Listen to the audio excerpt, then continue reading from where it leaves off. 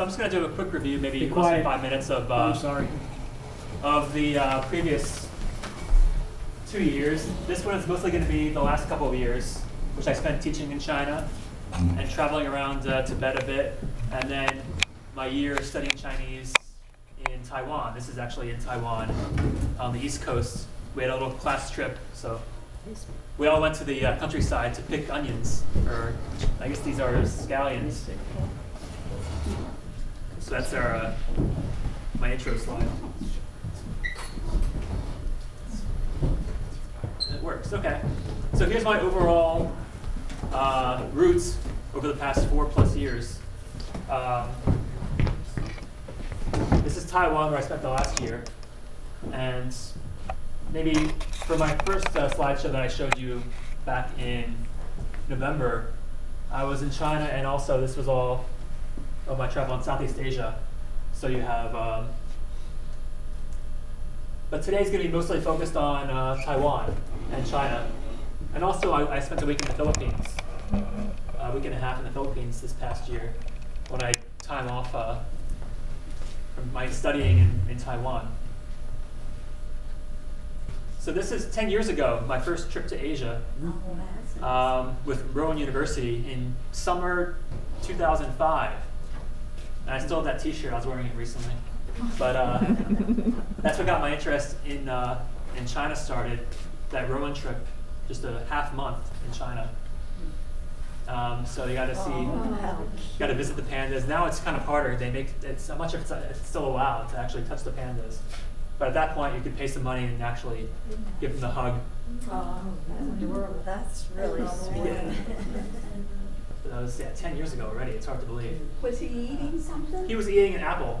Oh, okay. It's a big slice of apple. Oh. And then this is after I left my job. I finished my job here at in Linwood for a contractor for the FAA back in September 15th, 2010. And this was about probably 6 days later. I was in Taipei, or even less than that. I was in Taiwan. And I ended up coming back to Taiwan to study 3 years after this. So this is my first time in Taiwan, my first time in Asia by myself. Is it, what is that building that was That's there? Taipei 101.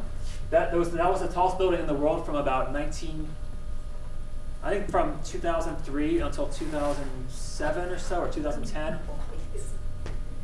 So I could always see that from my school. I went to school about 6 miles south from here. And I could see that every day I went to class, I would see this past the mountains, and it'd be sticking up. How long What were is you that? studying Chinese? I was studying Chinese. Not here. This was in 2010. Oh. I started studying Chinese in 2013 in the fall, so this is 3 years before that. But this is my beginning of my travels in China and Asia, which I was doing for about almost a year and a half, from 2010 to early 2012. Your dad asked what the building was. It's Taipei 101. It was the tallest building in the world for almost 10 years, I think. What's in the building? Lower floors are shopping. It's like a mall, and then the higher floors are all office space. You said you were studying 6 miles from there. Maybe Was less, that- yeah, what 6 were kilometers you, maybe. What were you studying? And it was, I was studying Chinese Oh, for 1 okay. year. I had a scholarship to study there for 6 months, and I stayed for a year. oh, okay, so that was in 2010. Well, this was 2010. My studies were 2013 to last Oh, okay, August. so the school being south of there wasn't Yeah. related to that? No, it's that not. Was But I could 3 see it years every day later. from school. Right, oh, okay. But not at that time. This Oh, was okay. this was before. So I did my first motorbiking around. So this is an island in the Pacific right off of Taiwan. So I've showed these photos before. This is southern China, has a very unique type of geography. These like limestone karst mountains that just kind of rise up out of the ground, and they've been worn away over the millennia by the elements. So it leaves behind a very nice geography. Oh, that's beautiful. And this is still 2010. This is the largest waterfall in China. It's in a very south. This is the mountains in southwest China. Actually, do you know anyone here know Bill Hoke? Yes. His grandson, Andrew, he's actually teaching English right now in this general area Bill right was now. gonna, I invited Bill to come today, but he had Okay. a luncheon engagement. He's Well, I talked to him. I see him every week at the Methodist Church Right. during the senior Right. lunches there, and he's always giving me updates about his grandson, who's probably just a few hours away from here, How about that?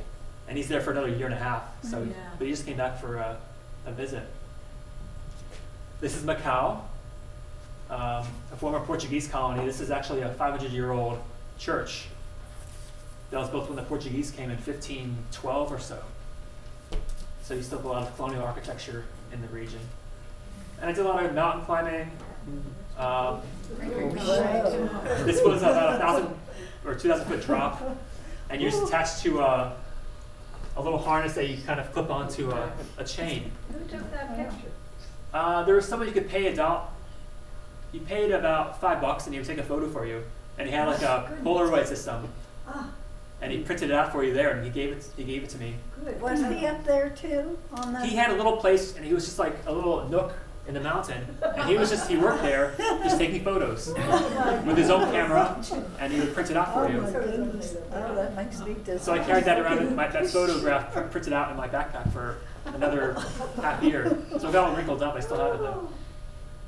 Did you meet a lot of people? Did you make friends with people that you're still in touch with? Oh yeah, definitely, especially at the university in Taiwan. Yeah.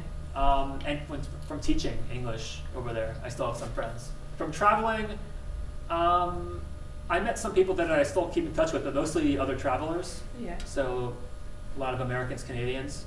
But from the last year of study, I have a lot of time with these friends from that, and a lot of friends from around the world that were studying Chinese with me.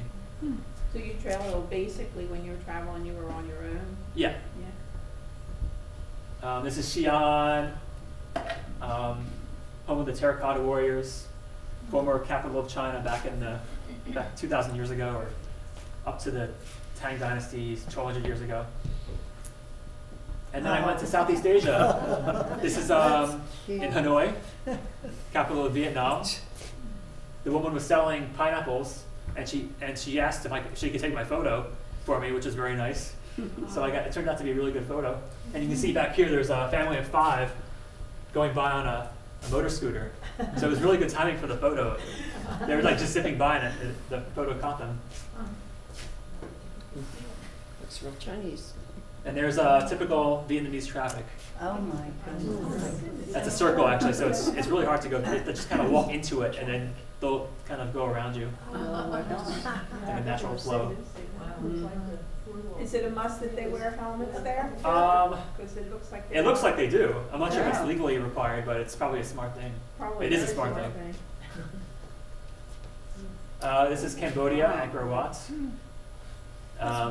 This is around 4th of July 2011, so this is almost 4 years ago already. It's hard to believe. And this is Laos. I spent a month in Laos. It was very relaxing, very cheap. You can get by on about $15 a day, including travel and everything. So it's very rural, a lot of little temples around. What's the What is weather? the temperature there, Ken? It's quite warm, Uh-huh. but some parts of Laos are up in the higher elevations, Uh-huh. so it's pretty pleasant once you get up in the highlands. But when you're in Southeast Asia at a low elevation, it's very hot. Like, It's it's usually 90. It's usually 90 degrees or the 90s, and it's very humid. oh, So and the sun's very strong. What are the trees and what's being planted up there? I don't know the kind of trees, but this is a temple area in Laos. It looks like it's very scattered trees, but there's a temple here and then up into the hills a bit. I'm not sure what kind of trees they are.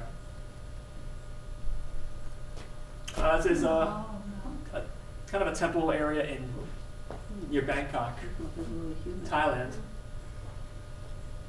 This is from the, have you ever seen the movie The Bridge Over the River Kwai? yes. This is the bridge. Oh. And this was actually most of this is the original bridge. Well, the original was bombed, and it was made of wood, but this bridge was actually from, I think, 1945. And I think parts of it were cast in Java, and then the Japanese had this built before the war ended. and that's still in place. It's built mostly by, I guess, by POWs in Southeast Asian like forced labor. And then this is down in southern Thailand. I didn't spend much time at the beach. I was more of a mountain person when traveling. What is that thing? That's just a big rock or a very small mountain. I thought it was a haystack. But it's just very interesting because you can see it just kind of like it's chopped off there. So it's I wanted a photo next to it. And now this is Burma. I was in Burma for about 4 weeks. This was about a month before Hillary Clinton went there in late 2011. So it was just opening up a bit. They just started having more of a free press. It's not a free press at all still, but it's much more so than before. So they were opening up at the time. And now it's much more of a tourist destination, but it's still run by the military junta. So it's still a very poor country. Kenny, were you one of the few non-native people traveling that slide before?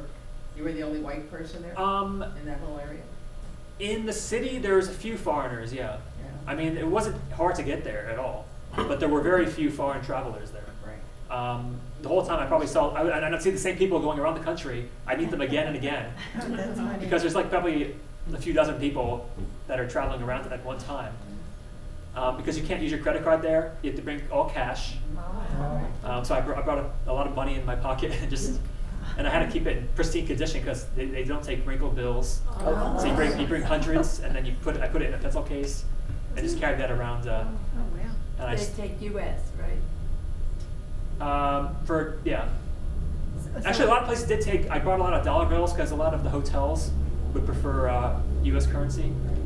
So I went to the bank in Bangkok and just took out a lot of new hundreds and then some singles for the hotels. And then if you were traveling somewhere and you needed money, did you have to go to a major city to sort of? Everywhere has ATMs these days, but Burma doesn't. They're sanctioned. They're out of the world's economy. Oh, okay. They don't have any foreign brands, at least not at the time. Now it might be different.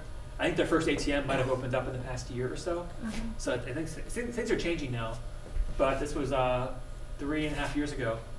So it was still very, very closed. So how long were you there? In Burma, 4 weeks. Oh, okay. So this is Bagan. It's a lot of Buddhist temples as far as the eye can see. Is that what those little, are they buildings or are they just little? They're all little. This is a big temple, but there's a lot of little temples. Probably 1,000 built all around the valley. So I just biked around there all day. What did they charge for hotel rooms? In Burma, it was probably about $7 on average. Oh, okay. Let's go to Burma. I'll go with you. Huh? This was tea field in Malaysia. What is that growing? Ken? Tea. Tea? These are tea Oh. plants. Tea bushes or trees or, I guess tea trees can grow very large, but they're usually trimmed down very small. So this is all tea. Different varieties or? I have no idea. I never had any kind of tour. I don't know much about tea except a few types of tea. This is Kuala Lumpur. This was the tallest building in the world in the late 90s. The Tronas Twin Towers before Taipei 101 eclipsed it. So this was the previous tallest building in the world. This is an active volcano in Indonesia, Java. He's standing right next to it. Mount Bromo. Yeah, if you fall, you're going to fall into that and die. Not smart. But and I was hiking around for about half a year just with my flip-flops. Can't believe he's standing right next to it. But I'll picture. that was about 3 years ago. This is Bali, Indonesia. This is as far south as I got. That's pretty. If you keep going, you're just going to hit Australia eventually. If you keep going past those other islands. Bali. This is where my passport got soaking wet, and all the stamps in the passport got like they kind of bled out, so you couldn't see the stamps anymore. So I was trying to fly out of Indonesia to Singapore, and they said, "Oh, this is not good. You have to go see us in the office." And they had to give me a special stamp and like interview me because my passport was soaking wet, and you couldn't read anything on it. So whenever I traveled for the next 1.5 years, or 2 years before I got a new passport, I would always get a lecture on my passport being in bad condition. Because of that day, it rained and I was hitchhiking around Bali. So now you have to keep it in a plastic bag so it don't get wet? Yeah, but here I just had my backpack and my whole backpack got soaking wet. It was pouring and I had nowhere to stay. I was going around the little road. This is Singapore. That's the Sir Stanford Raffles, the founder of Singapore in 1812. The British founder of Singapore. Okay, this is where I stopped last time. So this is the beginning of the new stuff. Here's where I taught English for a semester in China. It's in this province or city-state, not city-state, the city of Chongqing, which is more like a province. It's very large. About 30 million people live in this area. But I was teaching in a very small town, about probably with, I don't know, 50,000 people. But it's about maybe a square mile or 2 square miles, so everyone's kind of crammed into one area. So you have maybe, I'll show you that later on, you'll see maybe 30-story apartment buildings next to farms. And then, so you can walk across town in maybe 15 minutes, and then you pass by 60,000 people, and then you're out in the farmland. How wide did you say? How big did you say it was? I think it's like maybe 2 square miles, maybe.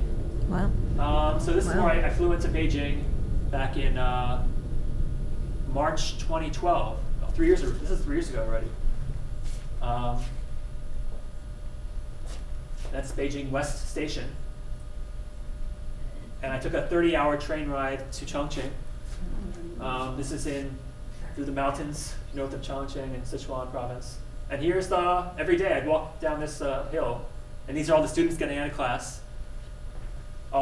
These are mostly, this is high school students, so they're mostly 14, 15, 16 years old. And that's the town. You can see all the new buildings are very tall, and but then anywhere past probably here is just farmland, which you'll see later. That's the bus station. Can you describe how many kids you taught? Also, I'll get there. Yeah, okay. All right. Probably 60 plus per class, and then I had about 30 different classes. So I would say I had about 2,000 students. Oh my. So I didn't know their names. And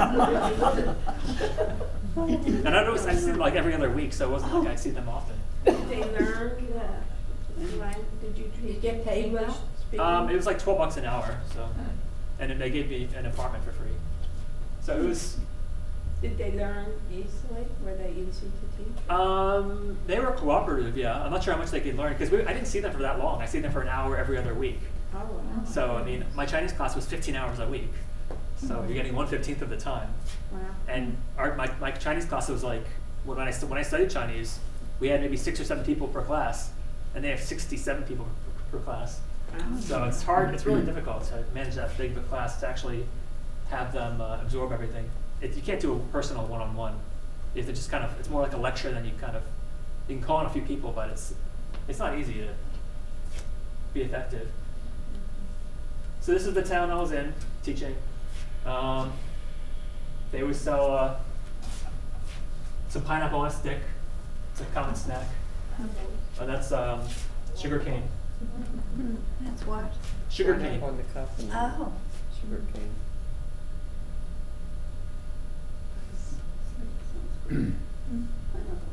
And that's the school. This is Tonglian Middle School, which is really a high school. 4 stories. That's the front gate I'd always walk into through those doors. And you always have you have bathrooms on the corners. So if you're in the corner, if you're teaching in the corner classes near the bathrooms, it always smells pretty bad. Because the bathrooms are very dirty. There's no it's just you have a long trough, and there's no it's all open, so Ooh. everyone's doing their thing in the open. Ooh. So it got smelly. Here's where I lived. I lived on the top floor, up here, for a few months. No elevator? No. Oh, man. Did you have a roommate? Or, I had my own room, but there was someone else in the suite. But I had my own bathroom, so we just shared a kitchen pretty much. was it clean then? It was pretty good, yeah, it was So clean. you didn't have a trough there? No, I had a Western toilet. And that's the view from the apartment. How did you get the job to teach there? I think I got it from a website somewhere where I put there's a few websites where it's really easy to find jobs to teach English. I mean, they'll hire anyone. So it's there's like different websites you can go to and then make a profile, and then people will just email you and give you offers. They advertise pretty well.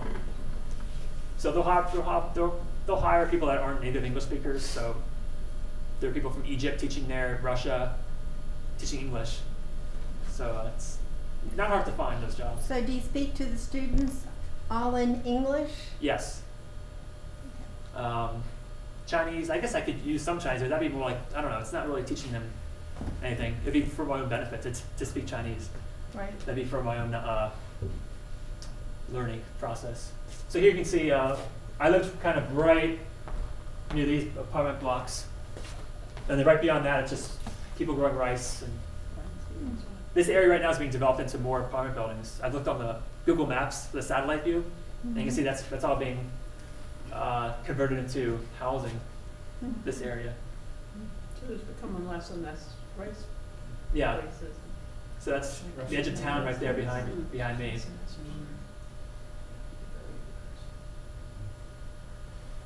And this is a nearby mountain. We went hiking one day up the mountain. And this is probably a even smaller town, like a satellite town, maybe half hour from where I was teaching. And you can see this area you can go to big supermarkets that are kind of like American supermarkets, but then if you go to smaller towns in the countryside, you'll see people selling fruit and vegetables outside and meats outside. But more and more you have supermarkets that like ShopRite almost, that I would go to for shopping, just around the block. Oh. I thought that was like it's a little bamboo baby carrier. I thought it was cute. And that's us. We're hiking around the small towns outside of where we were teaching. That's actually see a church down there. It says New Jerusalem Church. I'm not sure what kind of church it is, but it's Protestant or Catholic. So there are some churches around. And there it is. It's like it's a Shin Yerusalem, which is Jerusalem. And that's she was another teacher at the school, and then these are just people that we kind of stopped and they wanted a photo taken with us. I guess they owned the shop in the area. This is one of the students' parents or grandparents, and she gave us a bunch of the local berries because they grow berries in that area, and they grow rice, of course. How does the rice grow? I mean, they have to plant it. I think they have one season in this area. Some places have two seasons per year of rice, but they have to actually just take it and then they just kind of push it into the ground. how does the rice form like the rice you see, or does it look like something else when they get it? It comes as a plant, and the rice is actually on the very top, and it kind of just like on the green parts, up on the parts that you're seeing now. I don't think there's any rice actually formed yet, but there'll be little strands that you can kind of take the rice off of. And they just leave the plants there and they just regrow No, they have to replant them every year. every year. I'm pretty sure, or twice a year in the more tropical areas. But here it's probably once per year. This is a nearby town. People washing their clothes out in the river. Here's the school. Oh, wow. This is the track field. So every day around maybe 11:30, around lunchtime, all the students would come out and for like the daily exercise routine. So you'd have like maybe 4,000 kids all running in place or running back and forth. Ooh. I didn't get a good photo of it, but I wish I did. So it's like every single spot on the field is filled up with people. It's pretty impressive. Do you ever see him do Tai Chi? No, I think that they played soccer there, and they had basketball courts, and I see people doing Tai Chi, like usually older people by themselves, or just Do you see him do it in the parks and in the stuff? parks. Yeah, that's pretty common. Yeah, basketball. That's probably mahjong. Like Looks like Oh, you're playing that's this. my favorite game. But they don't play it the same. I have a There's friend who's Oriental, and she said she doesn't play it like we play mahjong here. well, there's different types too. There's like Sichuan style. There's different parts of China have their own styles, Is it? Yeah. their own rules. It's a fun game though. So I've only played it once, but Mahjong. That's all we're gonna know. so I finished teaching, and I went down to Hong Kong to I visited some friends there, and then I had to renew my visa. So this is Hong Kong after 2 days, a day and a half of travel by train and bus from Chongqing. And that's How often did you have to renew your visa? for that trip I had to do it I had to cross the border and come back every 120 days. So that's in Hong Kong during the Dragon Boat Festival. So they did Dragon Boat races. This was probably June 23rd, 2012. And some friends of mine, he just came back. He was in China for years, and now he's back in his hometown of Palm Bay, Florida. And these two are living in Hong Kong. But this is in Macau, a former Portuguese colony, so you can see a lot of the Portuguese architecture. And this is like if you go to like Yeah. you go to Brazil Yeah. or Yeah. Lisbon or anywhere in Portugal, you'll see that kind of Yeah. architecture and that kind of flooring. It's very common. And that's the, I think I had that photo earlier, but I went back there again 3 years ago. The old Saints, the Roads of Saints, I forget the name. And this is Hong Kong. The double-decker trolleys and the tall skyscrapers. Is that from the British influence? The Yeah, double-decker double-deckers, trolleys? yeah. That was all there during the British times. That's Bruce Lee, and that's a couple of friends. He's currently working in Cincinnati. He's from Atlanta.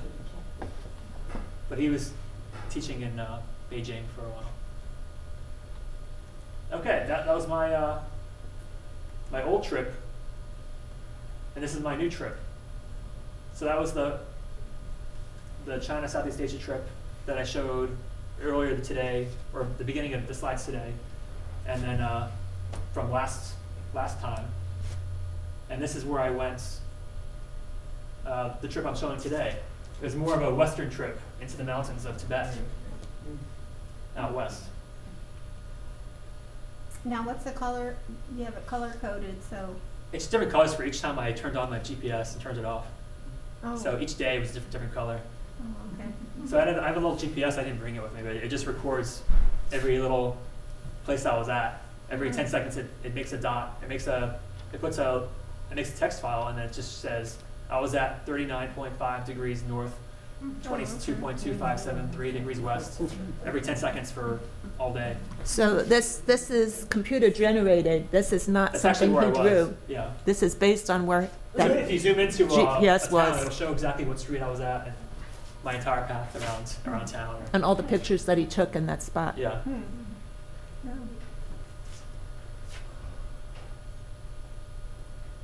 So I left Hong Kong and I was heading back to China. This is like a 9-story electronics building. So you can buy anything there, any kind of diode or computer chip. I bet you were in your element then. I went there I was trying to replace the battery for that computer 3 years ago. And I never replaced it. So the battery's dead on that for a long time. But I was there for the reason of trying to replace the battery. What was the problem? It was too expensive? Did they not have it?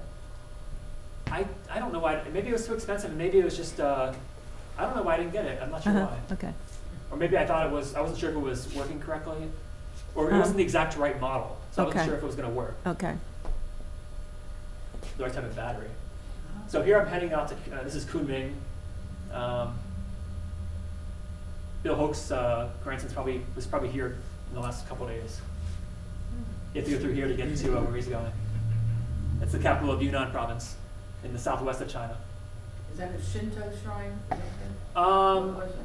no, Shinto is a Japanese religion, but this is just I'm not sure what it's for. This is Jinma, which is golden horse.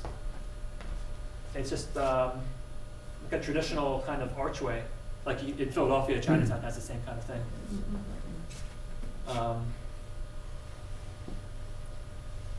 This is Dali, very nice, very touristy town. It's very nice architecture, a lot of white marble buildings. But I was going by through train this time. I was there my first time in China in 2010, but this time I was trying to head west as fast as possible into the mountains. Yep. What was that? Okay. I was just passing through here, so I got bananas, yeah. This is in Lijiang. I'm heading further west, but I was here before, so I was trying to go through as fast as possible. So I just stopped there for a couple hours and visited someone the place I stayed at before, maybe 2.5 years prior. So I said hi, and they remembered me. That was nice. And then I head out further west towards the Tibetan areas, and that was actually this town was actually about a quarter of it burned down about a year ago, because the old town is all built using wood. So there was a huge fire there a year or so ago. Put that up on top of the mountain. This is a big prayer wheel. The whole thing spins around, so you can go and push it around, and it rotates. And the building up The there. building is some kind of probably a Buddhist temple, I think. Yeah, it's a Buddhist temple. And that's the wheel. The kids are pulling it around. And now I'm heading out to the mountains even more, so it's getting higher elevation and going through some mountain passes. How are you traveling? This is by bus. And now we're into the mountains, and it's very Tibetan here. Most people are Tibetan, and it's just and it's slow traveling because the roads aren't that great, and it's very mountainous. So you're constantly winding up and down mountains all day. Now, what is that, the wall is different colors in the back there or something, it's like, all the colors would Oh, be- these are all prayer flags here. Oh, okay. Those are flags that are draped around everything. And you can see the big mountains behind me and the stupa, the white stupa. Oops. Some donkeys. It's cute. They just roam the streets, huh? And they actually have a Red Bull. It's actually the same in Chinese. It's a Hongniu, which is this red cow. That's the name of the Red Bull there. And heading further, yeah, it's the same town. They're broad. So this is still a very religious area with all the flags? Yeah, those are Tibetan prayer flags. So this is kind of the edge of Tibet, as far east as Tibet goes for the most part. It's still in Yunnan province, but you're getting probably within 60 miles of Tibet proper. Very mountainous. This was actually in late June, so it was still very cold. Well, I can still wear short sleeves. And crossing over from the previous photo to this photo, crossing over the mountain pass, there was a big change in architecture styles. So once you cross over the mountain pass, you saw these really interesting, these are all, I guess they're like mud-based or clay-based buildings. Almost like adobe, I think. And they're all white and very unique. So this is the first time I ever saw these kinds of Tibetan buildings before. Was that your motorcycle, Kenny? Were you traveling? No, that wasn't, no. You weren't traveling? No, from there though, I did travel a bit on the back of a motorcycle for a few miles. Did you? Just trying to get towards where I wanted to go. But it was kind of scary on the mountain roads. Because there's a lot of sharp turns. Were you hitchhiking? Really, I just usually get a ride in a van, and then you pay the guy in the van. There's like it'd be the same model van you'd always see driving around. Like they have a lot of these vans, and they pick up people and they charge a certain amount to drop you off at a certain town. So really interesting architecture there. It's very Tibetan style architecture. But different towns in Tibetan areas will have different kinds of buildings. Like if you go to an area with a lot of rocks, they'll use rocks. And this area uses some kind of soil or clay for their buildings. There doesn't seem to be much wood construction, does there? No, not around here. But in some parts of China, they just use wood. But in the cities, it's all obviously modern. But this is up in Big Hog. Do they follow you? Do they go after you? No, they don't bother you. That's me, my backpack on. Trying to get out of town. Really interesting architecture there in that area. And all the same color, pretty much? Yeah, they're all the same style in that region, and that's not a huge region, but if you go to different parts of Tibet, then it's going to be different kinds of buildings. Now, would multiple families live in one of those houses? I think so. Yeah, I'd imagine so. I never actually went inside one, but I'm sure they handle quite a few people. I don't know. And that's heading up the mountain pass. So you don't get any trees up there. It gets pretty cold. You get up to maybe 14,000 feet. How cold is pretty cold? It was probably in the 40s up there in the summer. This is late June, early July. So how cold does it take before you put a jacket on? Well, I had a jacket on, I think. Okay. What I'm wearing, I have the same jacket now, my light fleece that I wore to church every Okay. week. Uh-huh. And now we're in now here the buildings are all stone. You go over that mountain pass and everything changes from that other like clay style buildings to a stone building, because all around the everywhere is just stone laying around. They're easy to pick up and use for construction. So, well, they're heavy, of course, but they're easy to find.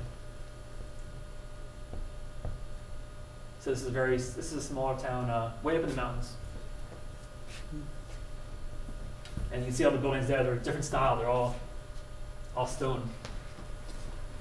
Hey, did you have all different people take these pictures of you? I took this myself. That's why everything's out of focus.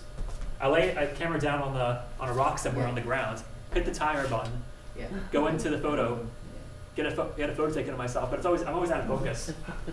You can tell. If someone else took it for me, it'll be in focus. But this camera doesn't refocus when you do a timer, so I'm always a bit blurry. Now they have those new things that you put out. In Just the yeah. Yeah, my nephews and my niece have that. I've seen those a lot in the last couple of years. Yeah. So here I just went I hiked outside of town for maybe 6 miles or so.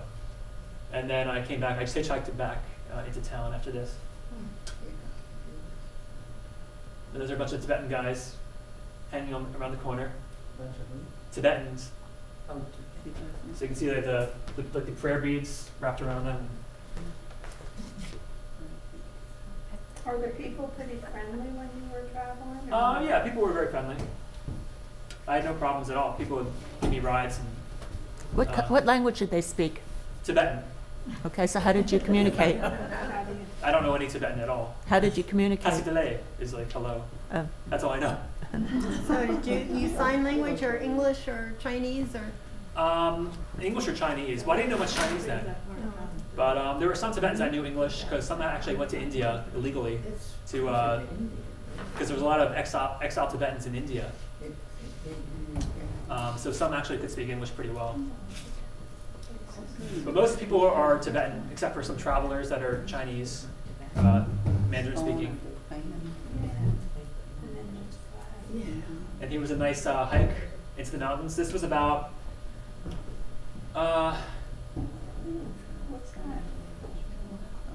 I had a little group of people I took the van to this area with, this mountain. So I went with them for the beginning of the hike with this kid. It's a very beautiful area, streams and mountains. That's how you have to cross the water on those little Um, logs or whatever they are in the ground? That's pretty uncommon, but I guess I'm not sure if that's there for aesthetic purposes, it looks nicer. It wasn't that common, but you see it sometimes. Was it wood or what? I'm not sure. I don't know. I'm not sure. Did you climb over 'em? But I mean, most will be like a regular wooden deck for the most part. Did you walk across them? Yeah, Oh, okay. there's probably no other option. But this was where was this? This was in Sichuan province.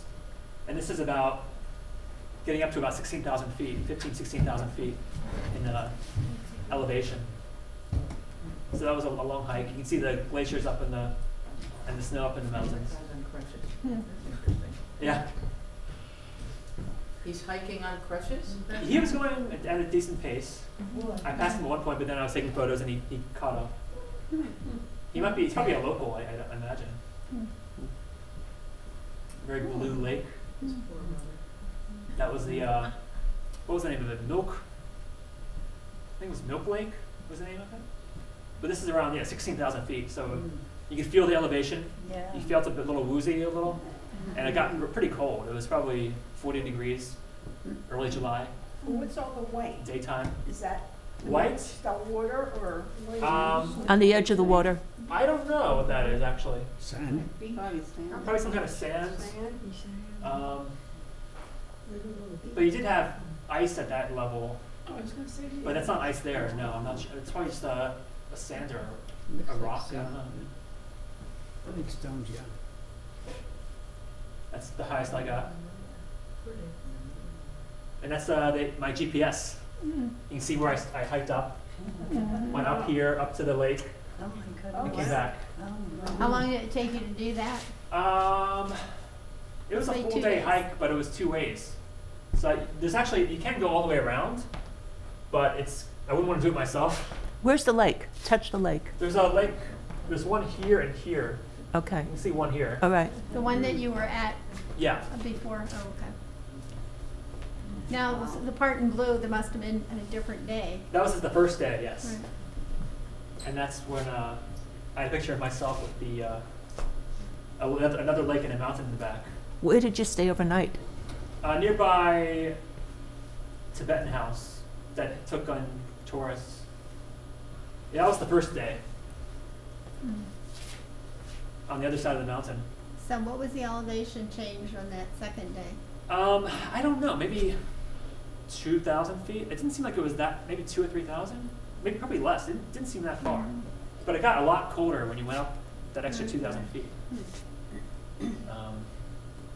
So you had to dress in layers, kind of like? I just had a t-shirt and my fleece on. So I wasn't really prepared for that. The worst thing was the sun though. Because once I got back down out of the clouds, or I guess it cleared up, and I got a really bad sunburn later that day, down in the valley. Because it got much hotter down there. It was from like in the 40s to 70s, and a really strong sun. Because you're at a high elevation in the sun. This is before I got my sunburn. Down here in the valley. Back in town. This is a Buddhist prayer. It's like a prayer wheel, so you spin it around all day in their hands. mind you taking pictures of them at all? I don't know. I really don't know. I wasn't that close. And these people were going around clockwise around the temple. Praying? Yes. So you always go clockwise, not counterclockwise. Is that what the monks did all day? I don't think they did it. I don't know. I don't think so.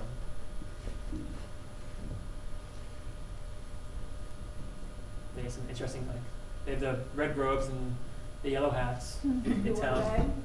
Those are Buddhist monks, Tibetan monks, just in town, or on bikes.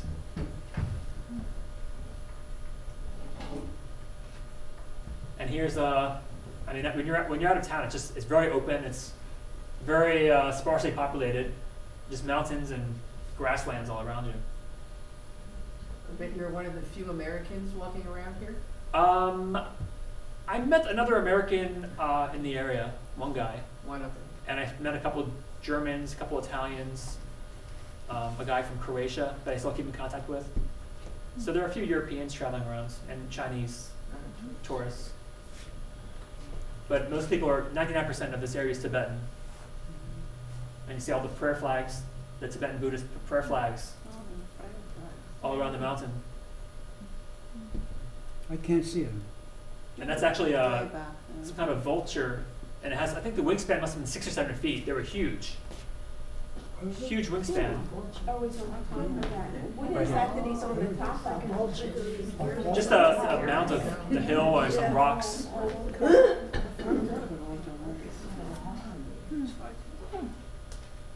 Some local Tibetans cooking tea. Is this their idea of a picnic? This is actually a funeral. Oh, can you tell the story about the funerals? So this practice was banned during the early communist years, or I guess for 30 years or so. And the process is that the traditional process for burial is called a sky burial for Tibetans. So what they do is they bring the body out, the dead body out into the open field, and they cut the body open, and then they have the 6-foot wingspan vultures come and devour the body. Oh, wow. So Very efficient. so that's so that's So what do they do with the remains, or are there remains? so the body's probably it's outside. The body's probably over here. I didn't put it in the picture because it's very graphic. I see a leg, I thought. And no, it's, No? no, in this picture there's Is that turkeys or? these are huge, like vultures. Vultures, yeah. So so there's a guy with a whip, kind of keeping them away from the body until it's ready, prepared. You all right, Nancy? And it's called a sky burial. And they did a few that day, but I stayed around for 1 or 2. And when they finished, they mashed the bones up with like the back of an axe, and then I'm not sure I think they might feed the crushed bones to the birds too. Wow. But that's how they. It was interesting to watch. Did they mind you being there? Or were you I think they did. It was kind of awkward because there were people there taking photos, and I didn't feel that comfortable actually, so I kind of regret it. But there was kind of a crowd of tourists that kind of go there. I don't know. Do they do that all the time, or is that just a once in a while? I think it's pretty common. Really? I think there were 4 that day, but I was there for a couple. And that's in the same town. That's the one the people were going around in circles around, in the inside. Oh. Some little kids in Tibetan robes. So that's not the monk garb. It is, yeah. Are they monks when they're little? Well, they probably go there for it's like going to Sunday school, but you go to monks, you go to Tibetan Buddhist Monk school. Is that Okay. lumber in the background? Yeah, it's all lumber. They were probably building something, and they were painting inside, and they were doing a lot of construction work. So do you think these kids were training to be monks? A lot of people do that, and then they might not stay with it for when they're older, but I mean, that's something a lot of kids do in that area. Also in Southeast Asia, like in Laos or Burma, a lot of young people will go into the temple for a while, and then a lot of young men will do that. And this is heading west towards, heading west. I did a day trip or 2-day trip to the border of Tibet and then back. Because foreigners can't go to Tibet without a guide and a certain permit. Only Chinese are allowed there. It's kind of a very politically sensitive area, so foreigners can't go there without a guide. So I got to go to the border. But here, there were a lot of people Chinese biking from somewhere else in China all the way to Tibet, to Lhasa, the capital of Tibet. And so we're giving them a ride in their van, and they're putting the bikes all on top. Because the roads aren't great. I mean, it's just they're not paved. You see Did you talk about your illegal entry into Tibet and how they treated you? Yeah. Is that coming up? Well, these are all cows in the background, Okay. and there's horses, so they do a lot of herding in this area. And now we're heading further west towards Tibet. It's getting a lower elevation. We stop for noodles. Here's Tibet. Okay. This is Tibet. This is the border. This is the Jinsha River, and this side is Sichuan. So, as a foreigner, you can't go into across there without a guide and a permit. So, this says that's all Tibetan text here, and this is Xizang Sheng, which is Tibet province. And now I'm on the other side, and that's the police stop where you have to get your ID checked, which I didn't go past. Oh, then when I came back from that side, I walked back across the bridge into Sichuan province, and then the police stopped me and said, "No, you can't be here." And they asked me questions about, why was I in Tibet? But I said I was only there for a minute. I mean, I just went across the bridge and came back. So they said, "Okay, we're going to send you back to town." And then I was in a police kiosk for like 20 minutes in the nearby town, 20 minutes away. So I got a free ride back to town, and I had to just wait for a guy to come that spoke English and check my passport and ask where I was staying, and said recommended me to go back east. So they were friendly, but they caught me. And here's a really bad road, the worst road I've probably ever experienced. Like everyone was getting stuck in the mud. It was just a muddy road. Now, were you riding or walking? We were in one of these, the same kind of van here. Want to drive in? I mean, that's what, when you're in the mountains and there's no bus, like, no real bus system, I guess they're private vans. Yeah, shovel your way. So what, do you have to push it? I To the think mud? we made it through without getting stuck. Did you have to push it to get through? We made it through without needing to. Oh, We got okay. lucky. Okay. Now, is it because, We had to wait for these guys for like a long time, an hour. does it rain there a lot? Is that why it's? A lot. I think it's pretty average for. It's not anything especially heavy, but it just gets muddy. It's just dirt. It's not paved. So it's that's gonna be a problem in most places. That's along the river. Tibetan woman.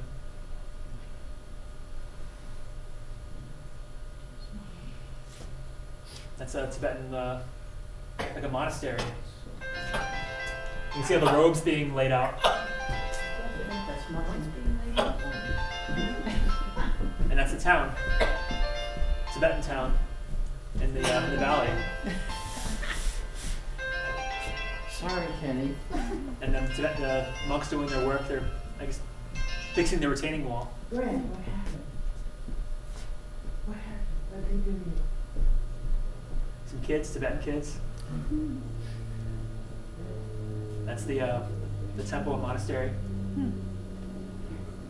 When they Another see kid. you, do they try to approach you for money or to sell stuff to you? Not really, no. No? It's pretty rare in China, actually. Maybe a bit more so in Tibet, but not really, no. Aren't they cute? Pretty cute. I think the heat is turned back, goes off automatically. This is a really small town. It's just a town that's kind of on an intersection. And there's a few houses there, and it's a one-horse town or a four-horse town. Yeah, we can touch.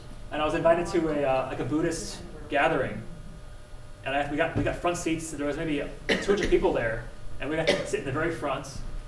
There was a couple other Chinese travelers there with me, and then the rest were all Tibetans, locals, that were there listening to this guy talk, maybe like giving a sermon or reading something in Tibetan, which was very interesting. It was very unique, and they're all there listening. Are they like blankets or quilts or something hanging there? I guess so. Yeah, it looks like a quilt. Yeah. I never noticed that. But he was just talking in Tibetan and giving some kind of sermon. It was very interesting. I didn't expect to go there, but someone said, "Oh, you want to go to this Buddhist gathering?" And I said, "Sure." He's taking a picture. Okay. This is outside of the tent. This is a big tent they had. You probably see it. And they have the prayer wheel spinning around. And And here I'm in a lake. This is a nearby lake, Lake Managongo, and it's covered in mosquitoes. So I went into the water because my feet were getting bit. Because I was wearing flip-flops, and my feet were constantly getting bit by mosquitoes. So I walked into the water to get my feet out of the way, out of harm's way. But this is a very remote area. And here we're hitchhiking across the edge of Sichuan, the very northwest, into Qinghai province, and further northwest. With these two, I think one was from, they're both from southern China, I think. One's from Chongqing, one's from around Guangzhou. And here we had a traffic jam. Yaks. Yak jam. So we had to wait for those. Another little town, Tibetan monastery area at the edge of Sichuan province. And here we're in Qinghai province. This is the furthest west I got in China. And this area experienced a really terrible earthquake in, I think in 2010 or 11. And it pretty much destroyed the entire town, so they were kind of Was this after you were there? before. So there was a lot of debris, and they were still rebuilding. There was a lot of tents, people were living in tents still, because it destroyed most of their houses. So they were painting on stones for Yeah. what? I think it was like a Tibetan Buddhist practice. I'm not sure if the stones are from like a destroyed temple or they were building something new. Were they selling them or just using them for their own? I really don't know. I didn't ask. My Chinese wasn't good enough to ask that either. And now in Qinghai province is a very diverse province. It's in the northwest, not the very northwest, but it's towards the northwest. And it has a lot of Buddhists, Tibetan Buddhists, also a lot of Muslims. This is probably the first mosque I came across. So you can see the Muslim prayer cap, the white caps. So this is the first big city I came to after my mountain travels. It's near the mosque in town. And they have a lot of fruits there. Wow. Northwest China has a lot of different fruits that you don't find in the rest of China, unless you're in like a supermarket. But this is all very cheap. Peaches, nectarines, tangerines, watermelons, cantaloupes, mangoes. Well, I guess mangoes are more tropical, but they're famous for their watermelons and their cantaloupes in this area. Did you just eat fruit that had coverings on them so that you weren't, Ideally, yes. But whenever sometimes I'd buy apples and I'd go to the bathroom right after that. And it wouldn't be fun, but I want an apple. It's Are they organically grown? They're probably not. Probably not. I'm sure they use some kind of pesticide. Are there a lot of bugs there? I mean, flies? Not really. I mean, Just the mosquitoes? it's usually not that bad. Maybe it was the right season that I was in. And this is the biggest lake in China, Qinghai Lake. If you look at a map of China, kind of towards the center northwest, you'll see this big lake there. The white yak. So it's a huge lake. What is that? A yak. A white, maybe a albino? I don't know.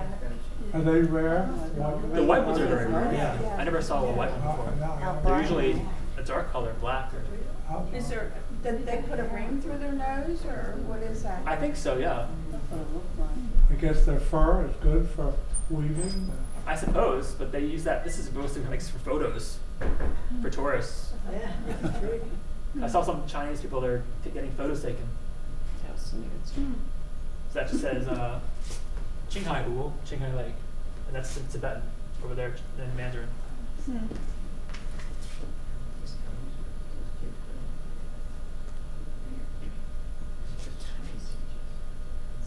Do the people swim in the big lakes like that? No, people don't really swim much. Most people can't swim. 20 minutes to 2, I think. Probably too cold. Their work, they don't play. Do you think it could have been contaminated? Could that be why they weren't swimming? No. There it's probably cleaner because it's not industrial, that area. But in most lakes in China, in the east, they're mostly very polluted. But here it's pretty clean. It's very rural. And a bit cold, too. Oh, yeah. The one that I had, the photo earlier is probably very dirty. Yeah, because I was in a pretty highly populated area. So I'm in another Tibetan town, and this is in Qinghai. So another monastery.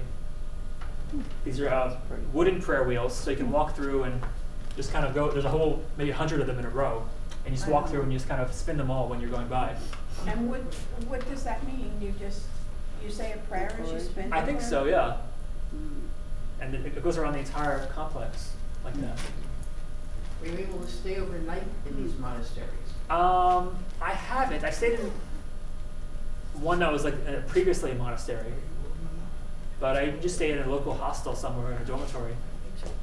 Not for monks or anything, but just like a regular tourist or little hotel.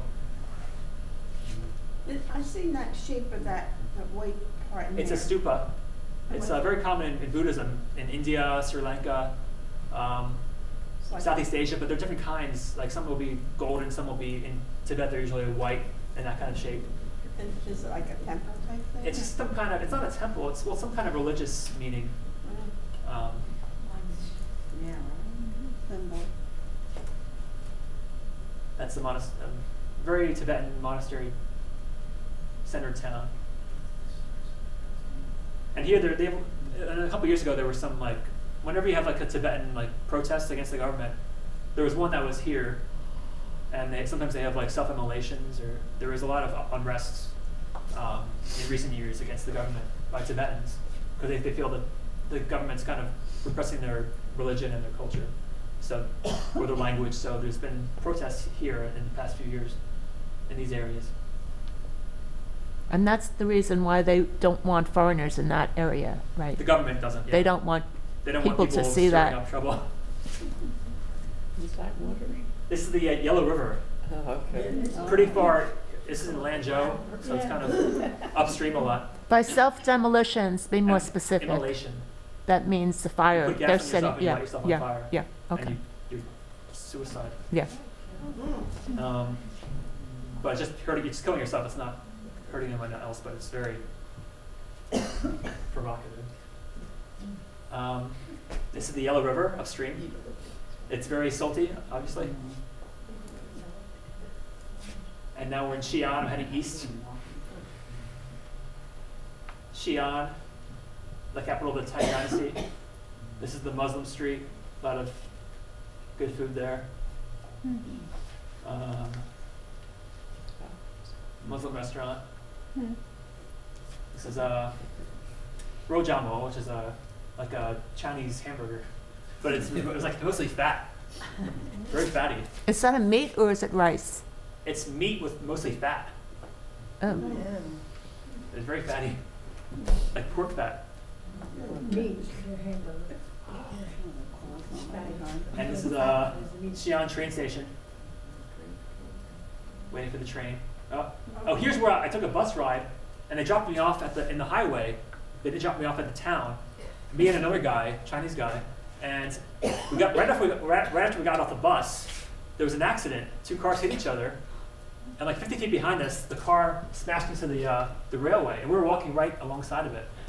So 50 feet behind us, we see a car ran into the side rail, really close to it. I guess he was trying to like avoid the bus when he stopped, and the bus started again. And right after the bus left, like a second later, they just kind of crashed into each other. They were trying to merge into the same lane, and then they just really close to us. It was kind of surprising. And you can see the general caused the haze of accident. pollution in the background too.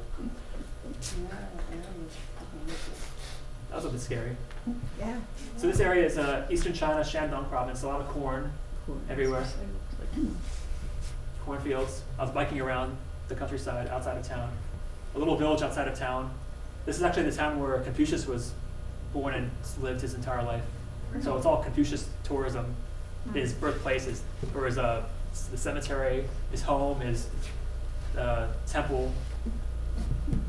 This is it. It's very common to roll up your shirt when it's hot and expose your belly, like that guy. And now we're in Qingdao. Actually, our church member, Anna Lee, used to live here when she was very, very young, before she moved to Taiwan as a young girl. So she actually, I'm not sure if she's been to this church or not, but I think this is where she was born. think this is a Catholic church here. And there's a lot of wedding photos being taken in front of it. There's a long line for that. So a couple brides there? Is that what that was? Yeah, there was a groom and bride. They're there for wedding photos.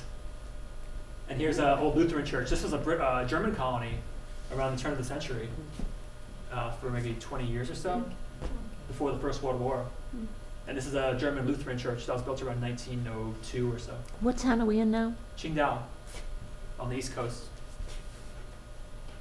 So it's a lot of German. So you German went. architecture, and this is a Lutheran church. So you went from the Tibetan area, and now I you. went east. Now suddenly you're I'm on the coast. on a coast. Okay. I was pretty fast going east. This is this is the Yellow Sea on the East Coast.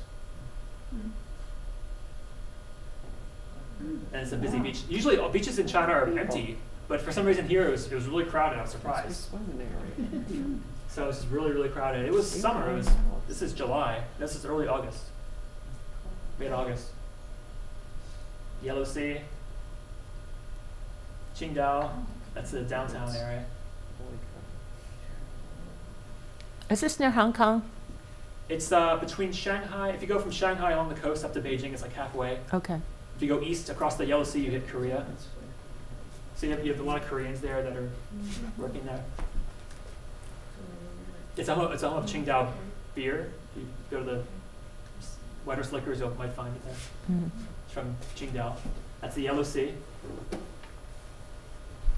That's people swimming off the bank there, off the bulkhead. Is that a ferry? It's like a sunken ferry, yeah.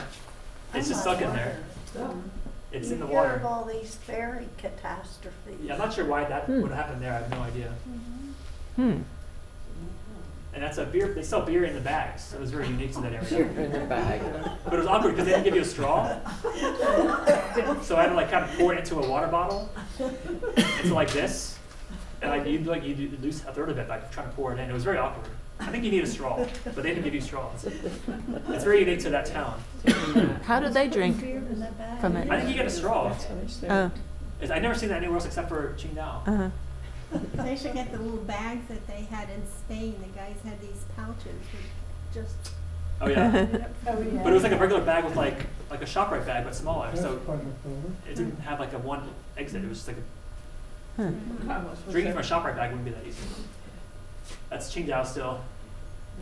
What is the red What thing? is that? Some kind of modern art. Nothing. I have no idea. Just modern art.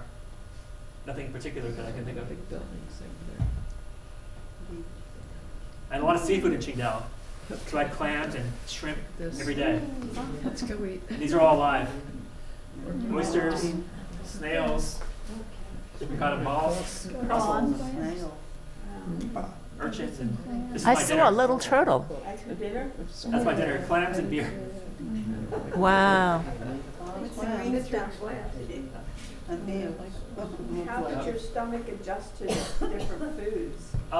Pretty well. I like seafood a lot, but I haven't had seafood in a long time at that point. So I was happy to find a place that seafood was plentiful. That's a friend I met in Jinan province. I talked to her online, like practicing Chinese, like pen pal. So I usually have a lot of friends I talk to online just to practice my Chinese.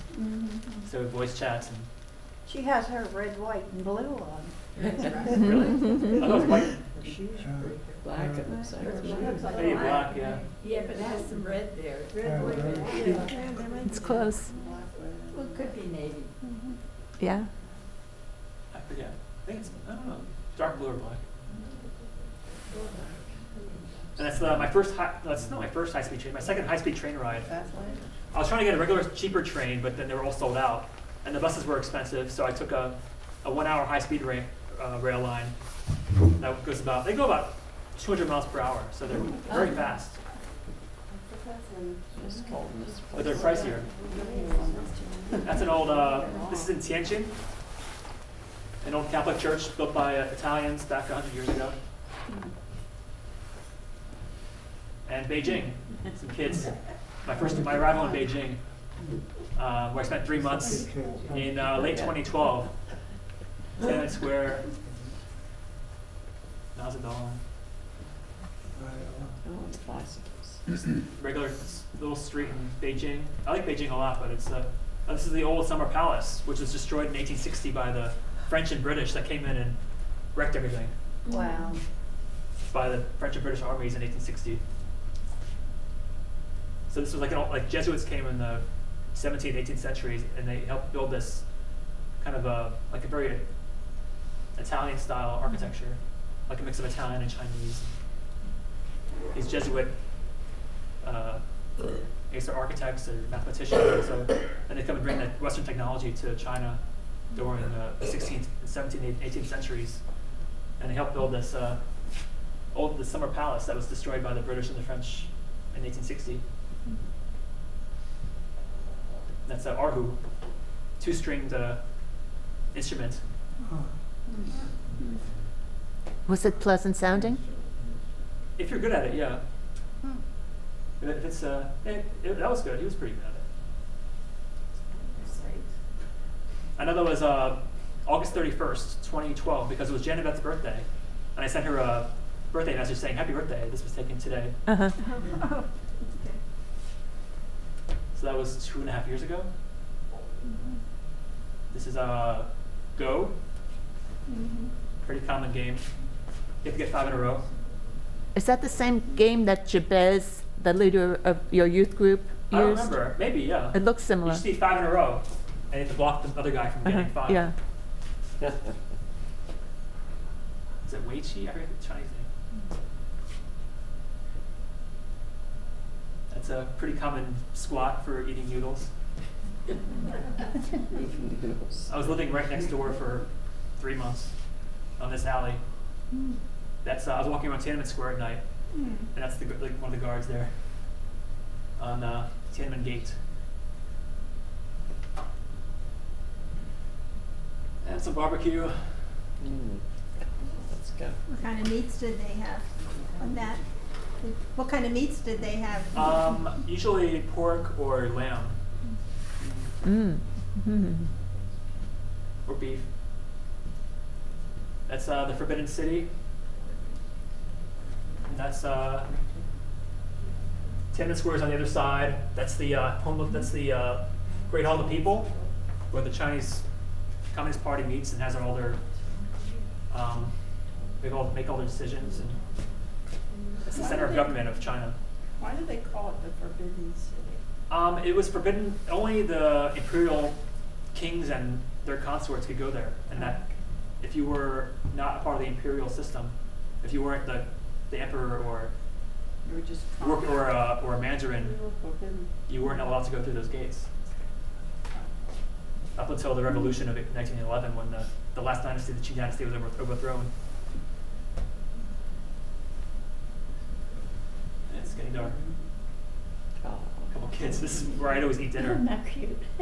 This is I'd always eat at this restaurant there for 3 months or so. This is the area of the anti-Japanese. I guess it's called the War to Resist Japan, World War II. And it's kind of a writings about the war on those stones. That's the Marco Polo Bridge, which was one of the scenes of the beginning of World War II in China when the Japanese fired at the Chinese. This might be 1937, I think. I forget the year.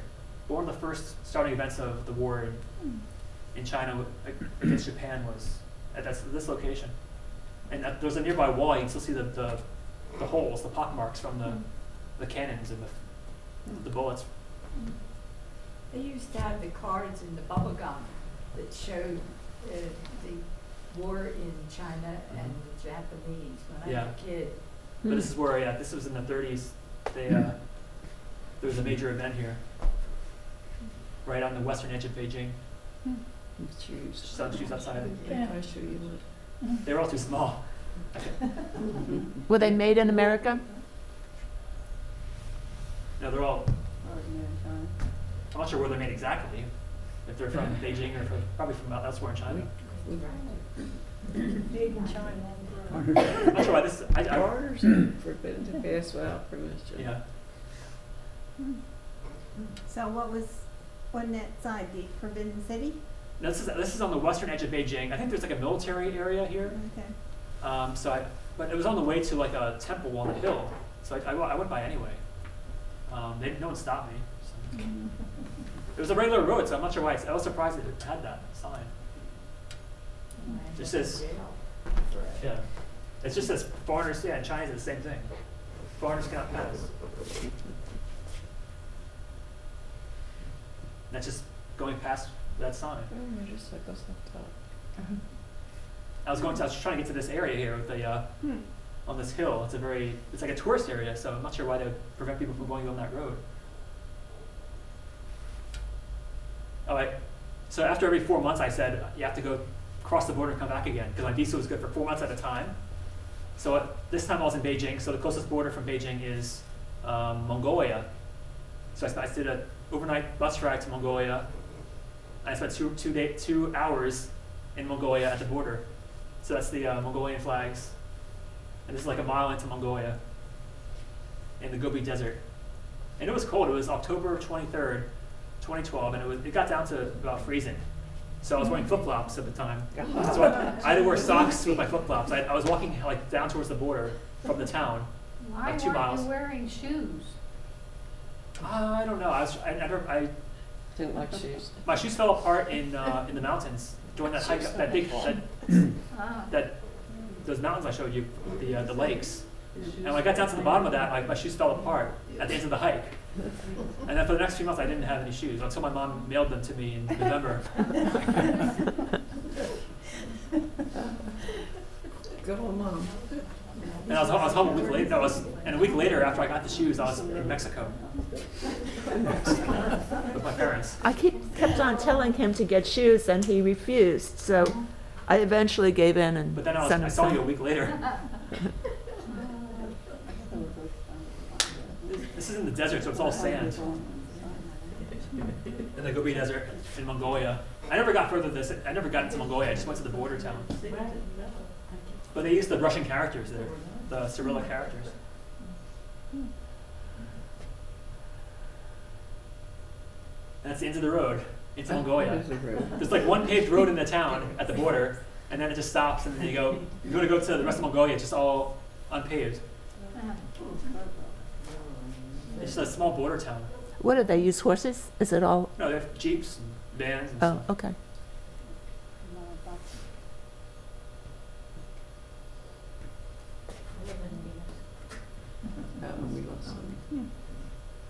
Here we go.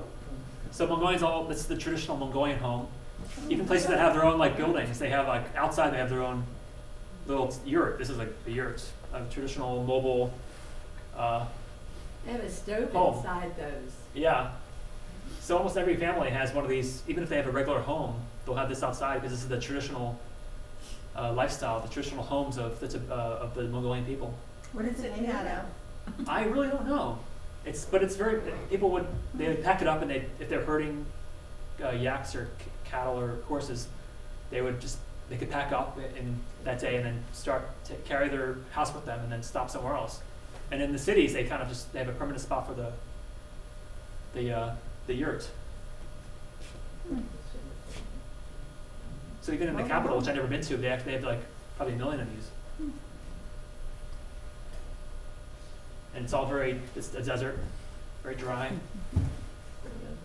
There's me in my socks with the flip-flops on. It's pretty cold.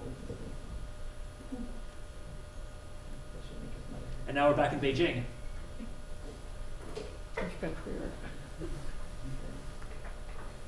This is the white pagoda.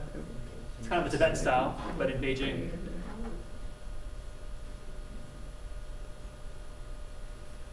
Grow a beard to keep warm?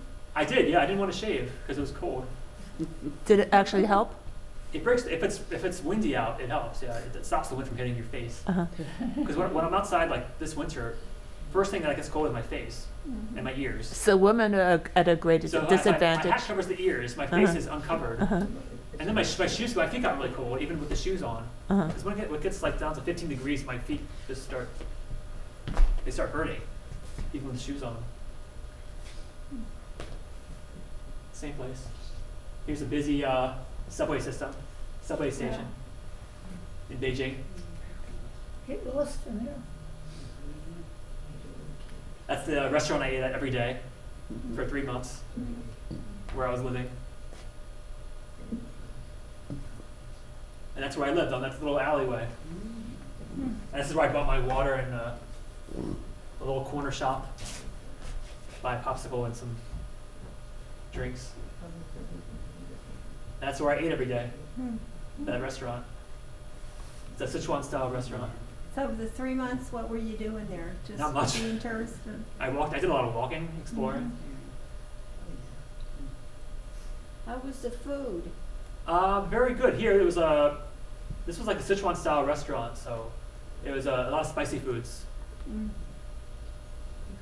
And now, this is my last day in China in 2012, December, or December 1st, I think I left.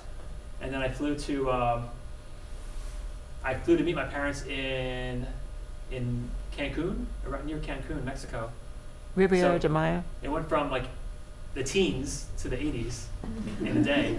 But I stopped in Vancouver for half a day.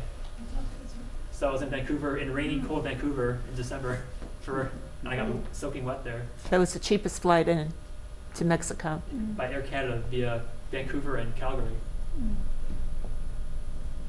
And then there we are. This is like a day after the previous, like 2 days later after that photo of Beijing. So are you working on a road crew? Yeah. We were on a bicycle trip Oh, okay. outside of town. But this is like this is probably December 3rd. I left Beijing on the 1st, so it's just a couple days later. I shaved my beard like 2 days before. Got a haircut. We're in Mexico for 2 weeks. A couple years ago. All three of us. Tulum. Tulum, you got it. And then in 2013, I got a scholarship to study Chinese in Taiwan. This is my first Taiwan trip, actually, so from 2010. But here's where I went in the past year. Mostly just the very northern part of Taiwan.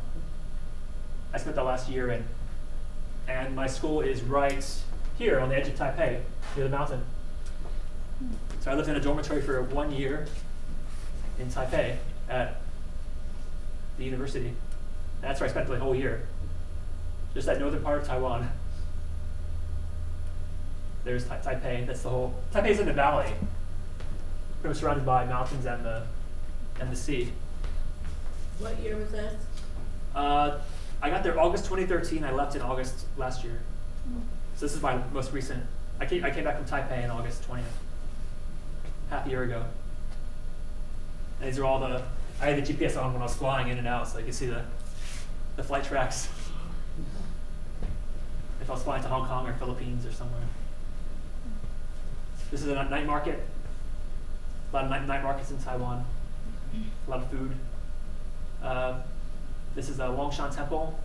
I'm not sure if it's a Buddhist temple or some kind of Confucian or Taoist, maybe. I think it might be Taoist or Buddhist.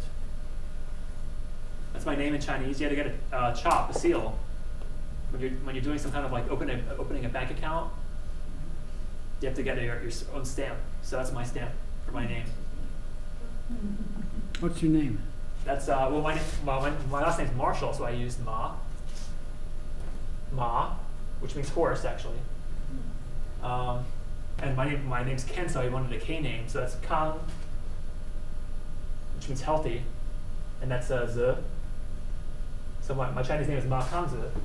So Ma for Marshall, Kang for Ken, and then Ze. It's actually the same character in New Jersey. Liu Zishi, it's the same Ze.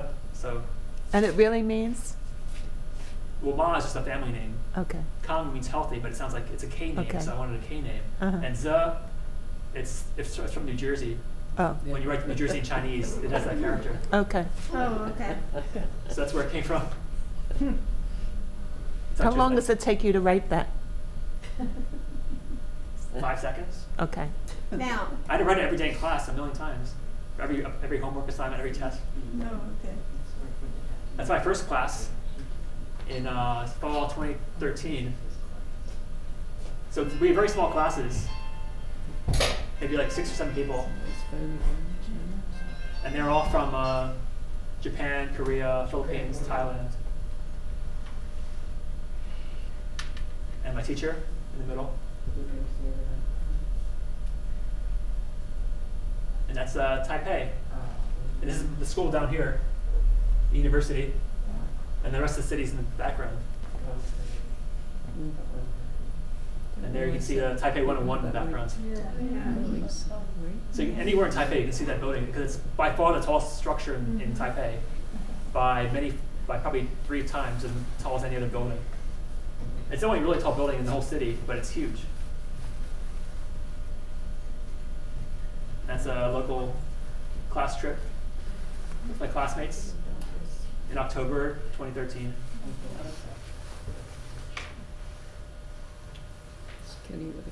In the mirror, it's one of those.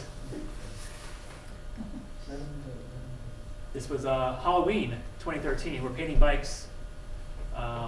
They had a system where they started a system where you can ride a bike around for free, like public bikes around campus. So they leave out these bikes and you can ride them around the campus, which wasn't very useful because it's a very hilly campus. So going up the hill, you would have to push it up. So I never really used that bike before, maybe once or twice. And then I experienced my first earthquake that night. Maybe 8 hours later, I was on the phone with my parents, and there was an earthquake while I was talking to them. And you probably remember that. I remember it well. But that's my first and only earthquake experience of my life. I was trying to convince him to leave the building. What floor were you on? The first. But you could feel it. For like 10 seconds it was shaking. What was it, 6.5? It was like a 6.0, but it was not near us. Yeah, it was like 200 miles away. Yeah. That's my first and only earthquake experience. That's our trip out to the East Coast to pick scallions. My title slide.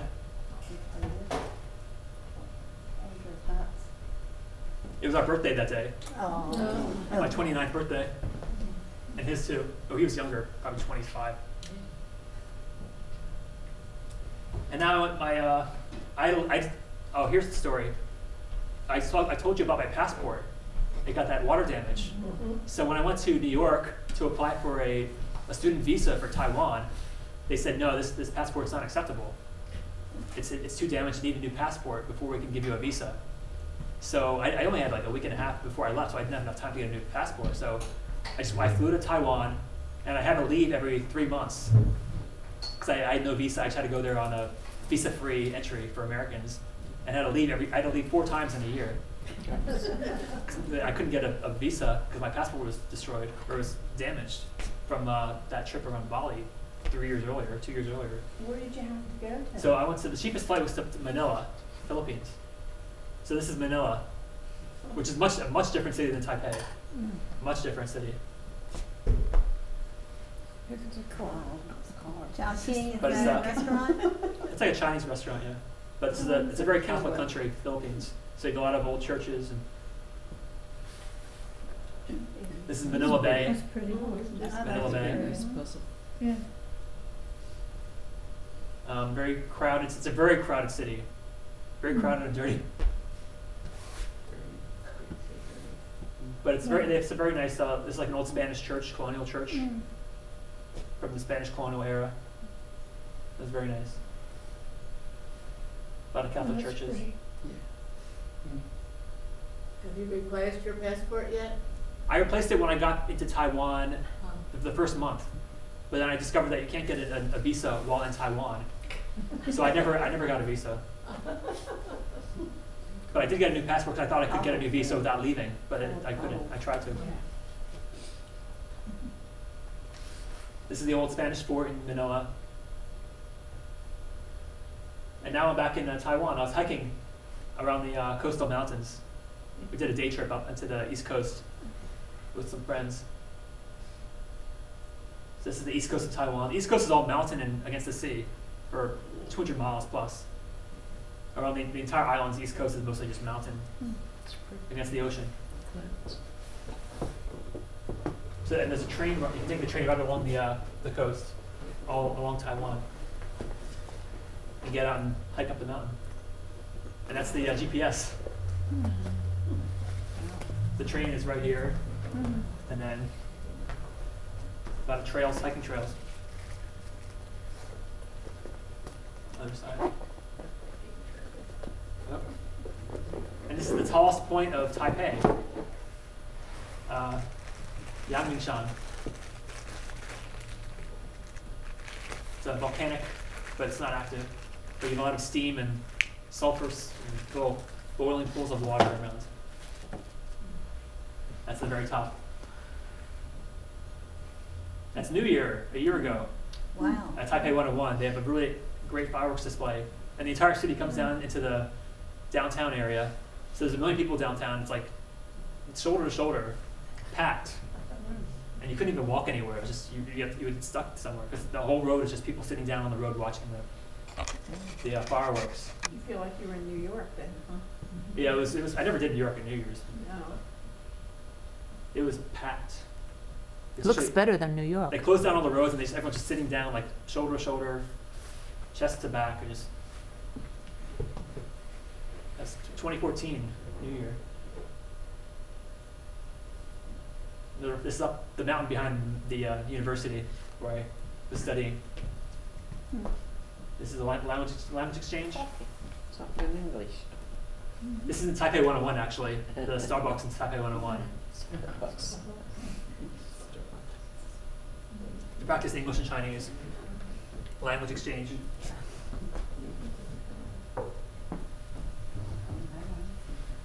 This is my, what is this? This is my second semester class. We had a trip out to a suburb area. Very nice. This is my good friend of mine from India, who's also my neighbor in my dormitory. This is one of our class trips. And this is a long bike ride I took. They installed a public bike system, like a paid bike system where you swipe your card, you can rent the bicycle from a kiosk, and you can ride it all around town and drop it off at another station. So when they opened up the first one near the university in January last year, I rode from the very bottom of Taipei, which we were the most southern part of Taipei, and I rode to the very top, the last station in northern Taipei, so like 4-hour ride. And I stopped here on this little island in the river. These are some friends. We're doing a Chinese English study.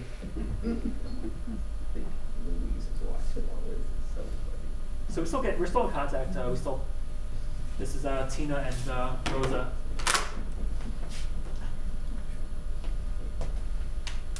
But they were students at the same university, but master's students.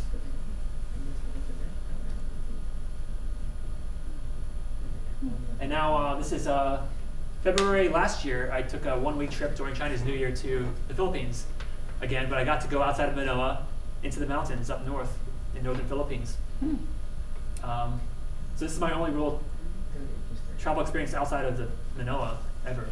So it's actually very nice once you're out of the crowded cities of Manila. To go by bus? By bus, yes. And some parts were minivan, or like a little van. So you're onto the northern Philippines, northern Luzon, which was much nicer than Manila. Much more relaxed. But yeah, for the local travel, we travel in these like almost like jeeps.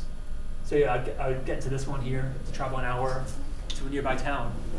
But some people would travel on top the entire way, and you could hear them on top, like kind of like groaning if there was a sharp turn. You have to hang on so you don't fly off, because they would actually travel the entire way on top. I could have too, but I didn't trust myself. You were smarter. Plus, I had a big backpack. I don't feel like having to carry that up there and having to fly off. This is Sagada, Philippines. Near a church. This town is actually mostly Anglican, which is rare. It's mostly a Catholic country, but this was like an Anglican town. That's Malo Malo? Halo. It's like a very sugary drink with fruit and milk mixed in. It's a very popular Filipino dessert, but very sugary. And this town is famous for their caves and for their hanging coffins. So these are actually coffins actually attached to the cliff. Do they stay there? I think so, yeah. Well, these are older ones because they stopped doing that for some reason. But those are the older. That was the traditional way of. I guess someone that was like a highly respected person in the community would be, like a local leader would be buried there in the, not buried, but they'd be attached to the cliffside in the coffin. Well, what do? They put like a stake down in front. I think they like somehow they stake a rod into they stick a rod into the side of the mountain, So it won't come down. and they lay the coffin on top of it. Hi, Don, did you call? And then I went on a Here by 3, probably. Talk to you later. on a hiking trip, not a hiking trip, a caving expedition. This was like a 2.5 hour caving hike where you enter one cave and you exit another cave. But my first time I tried to go through there without any guide and with no flashlight. So I went in for like 10 minutes. You're completely lost. You have no lights at all except your camera. So I kind of like stumbled back out the cave, and the next day I did the smart thing. I got a guide. But I was trying to find like a group so it was cheaper, but I couldn't find anyone to go with me, so I had my own private guide that day because it was my last day there, so I wanted to do it. So he's smoking there. But it's a gas lamp. And we did a lot of pretty good climbing, and there's some rope areas where you have to climb up on ropes, and some areas where there are like big holes you have to kind of like step across. It's pretty dangerous. At one point you're up to here in water. Oh, goodness. In the cave. It was cold, wasn't it? Yeah, the water was cold. Cold, yeah. And that's it. You can see that's water. I'm not sure that's steep water. Probably up to here at that point. You had to take your shoes off. That your parents were. I had to roll my jeans up. Yeah. I'm wearing the same thing now as I am there, actually. Same shirt, same pants. This is a year ago in the cave. And that's outside the cave. Very scenic area. A lot of rice paddies. Now I'm leaving, heading towards the rice terraces. That's a little bridge. Pretty rickety, but it works. Hey, Amy, did you call me? Talk to you And there's later. where I was staying for 2 nights. Very huge rice terraces. On my computer here. Although I had no power, I was on my batteries. My battery lasted an hour, so I was always short on power because they don't have. You have to pay for electricity there. If you want to charge something for an hour, you have to pay a couple dollars. Because there's very little. They don't have. They're not on the grid there. You had to hike down 45 minutes from the nearby road to get to this village. That's my laptop. And that's rice. And they removed the rice from the stalk or whatever. You have to actually rub the rice off or somehow remove the rice from the rest of the plant. So you can see the rice seeds there, just grains, I guess it is. And he was the owner of the homestay. Hello? Did you call me? Yeah. Did you call Very me? steep terraces. And when you're hiking around there, you're kind of hiking on these things, About so you're 15 walking minutes along ago. the ridge. About Yeah, it was actually pretty dangerous. Someone died there that week my that I was phone there. It just heard A a Filipino buzz and American picked up. actually died But there. Amy's number came Walking up. along there, he fell off. Wow. All right, yeah. Yeah. I went for a Alright. swim there because there was no hot water I could find in the place I was staying at, It's not or any like good shower. So I took a shower in there. No. My only shower that week, and you're always sweaty, so I was desperate for any kind of shower. And no one, it was like kind of at the very bottom of a trail, and no one was down there. And that's No the, pictures? huh? Kidding, no No. pictures. That's the hike on that trail. I did a 2-hour hike, or hour and a half each way, to another village. And that's that little waterfall down there. And you can see the rice terraces are all in that area. No. That's the hike into the village. How did you get from one level to the next? Was it a gradual, did they have steps that went? There were, occasionally you would find steps, yeah. I did actually climb up a couple once, but it was not safe. Because you're climbing up like something 6 feet high. So you're climbing up the rocks and it can fall out. It was not safe to do that. But occasionally, sometimes there are steps eventually that you can climb up. It was very awkward. How did sometimes. the locals do it? What did they? They knew where to go, I think. Oh, okay. I should have had a guide, but I didn't get a guide. I did it myself. So I took a couple wrong turns and I had to climb up an awkward way without stairs. So you're walking along that kind of path. So you have to watch your step. Oh,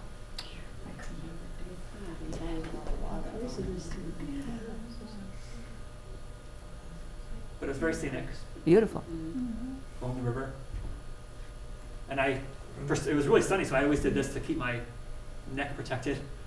Although I should have had a hat, but I didn't have a hat. I never wear hats. I should. But I always at least try to cover my neck. And that's a traditional housing in that area, in that village. It's covered in some kind of plant, I guess, and then they have in here they have a raised wooden area, and in the middle they have like a stove where they can burn things and cook. It's a little part of town. And I was staying up here, up here somewhere.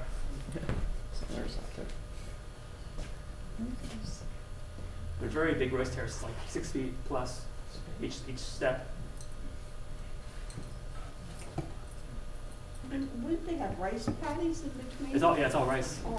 Rice terraces, layer by layer, all the way up. Very colorful, very green. It's all the way up. The entire valley was like that. And that's how people get around in those jeeps.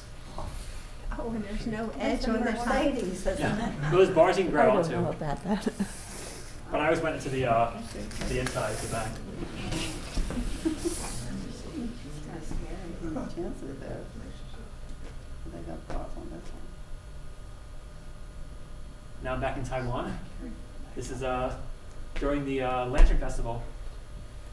And they have these big lanterns that they attach to like a little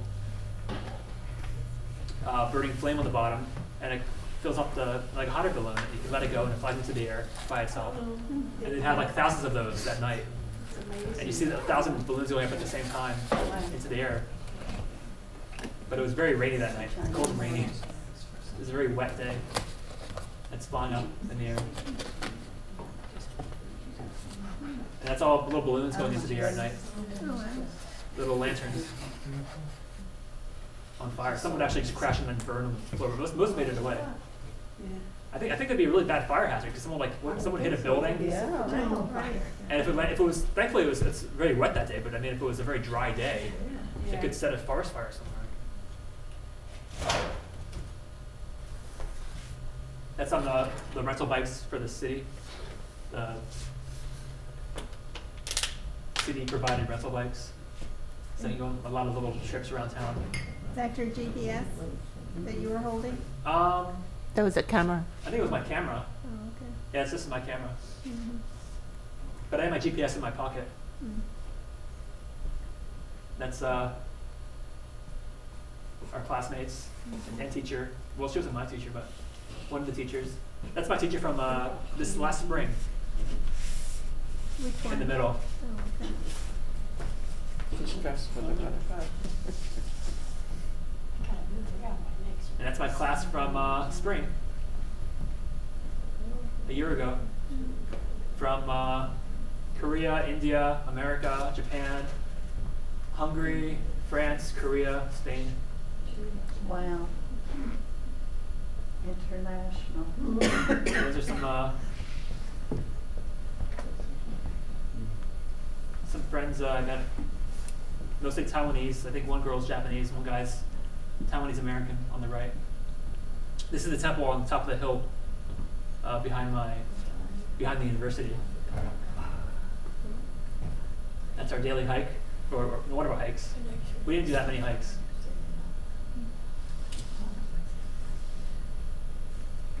And again, every 3 months I have to leave Taiwan. So I went to Hong Kong one weekend last year in May to visit I visited some friends there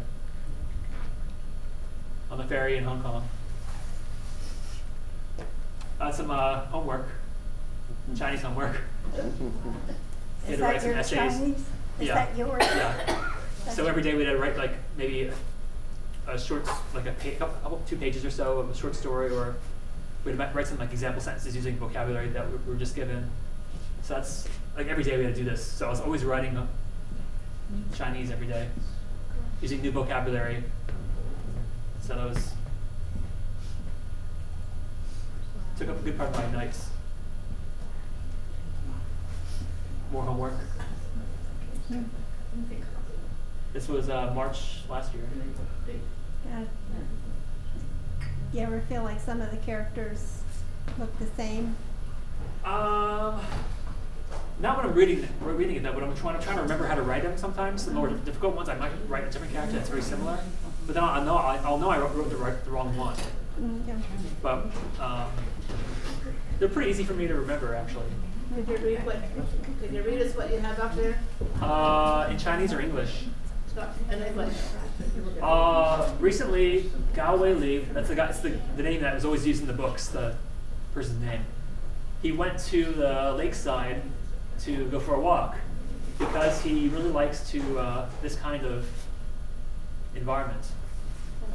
This lakeside specialty is it has many food carts that have ice cream. Gao Wei Li,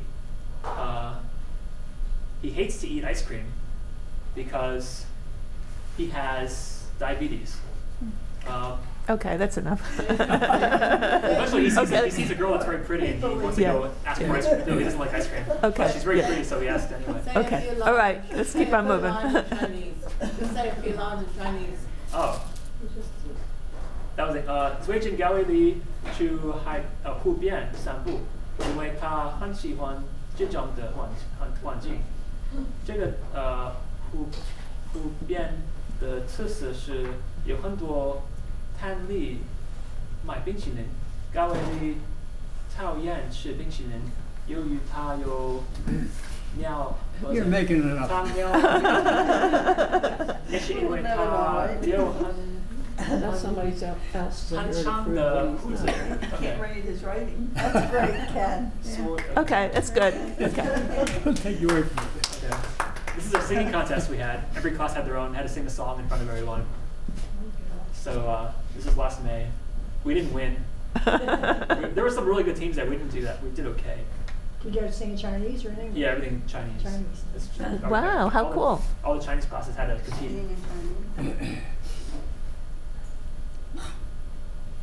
And we had like an umbrella dance or something.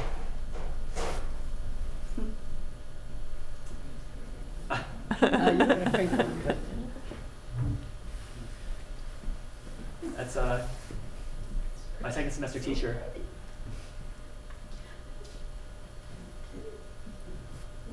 And this is the Dragon Boat Festival last June.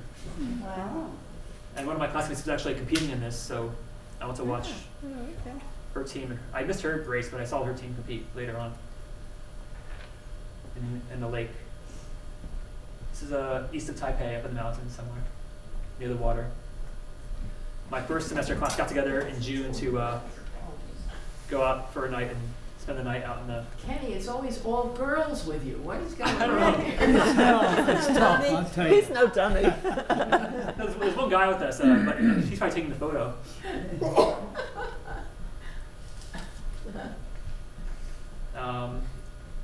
This is last August, one of my last weeks in Taipei. My last weekend in Taipei. Because I found out my dad had a stroke a few days earlier, so I did a couple last trips around before I came home along the coast. It's like the northern tip of Taiwan almost. Did you buy an open-ended ticket, or did? I bought one ways. Okay. Coming back was expensive because I bought it last